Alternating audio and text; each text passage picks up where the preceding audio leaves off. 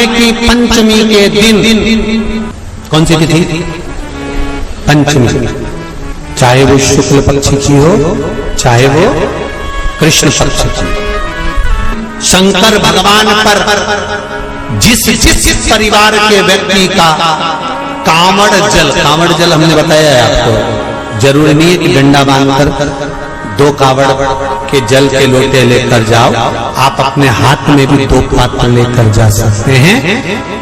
पंचमी तिथि के दिन हाथ में 2 लोटे जल के, 2 कलश जल के जब हम शंकर भगवान को चढ़ाते हैं तो ऊपर जो कमंडल होता है शिव जी के ऊपर जलधारी होती है, जिसमें जया, विषहरा, शामली, बारी, दौतली और देव, शंकर भगवान की 5 बेटियां जिसमें विराजमान होती हैं।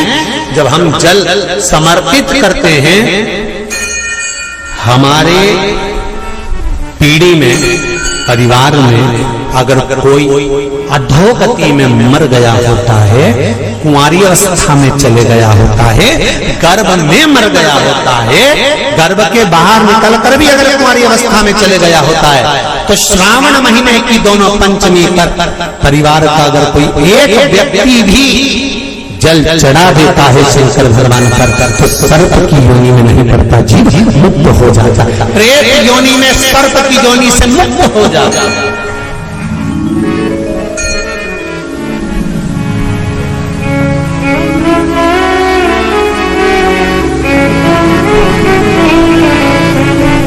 महाराज,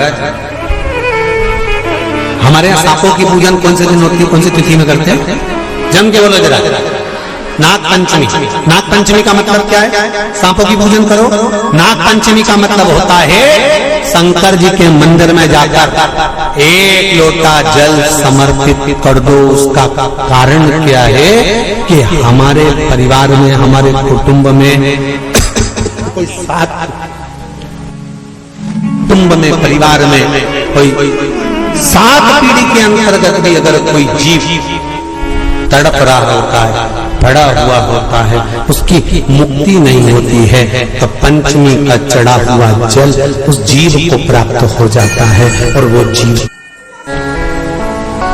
इसको मोक्ष करता है।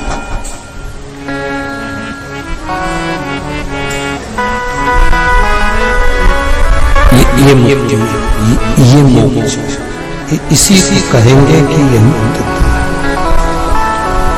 चाहे नाग पंचमी हो, चाहे श्रावण महीने की शुक्ल पक्ष की, चाहे कृष्ण पक्ष की पंचमी हो, और समझ लो अच्छे से, श्रावण महीने की पंचमी के दिन देवादिदेव महादेव पर चढ़ाई गई शमी पत्र आस्तिक मुनि का नाम लेकर, कौन से मुनि? आस्तिक मुनि का नाम लेकर शमी पत्र को वापस उठाकर उसको अपने दरवाजे की चौखट पर कहीं पर भी या द्वार पर कहीं पर भी एक ओर रख देने पर घर के अंदर, बगीचे के अंदर सर्प प्रवेश नहीं करता।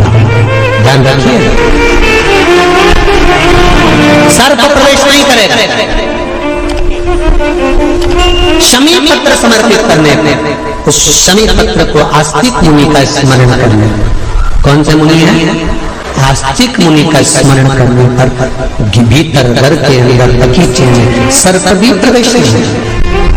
उस शमी पत्र में जया, विषहरा, शामली, बारी, दौतली और देव, ये 5 कन्याओं का भाव प्रकट हो जाता है और वो कन्याएं हमारे घर के द्वार की रक्षा करती हैं। तुम्हारे घर की बहन बेटी क्या करती है?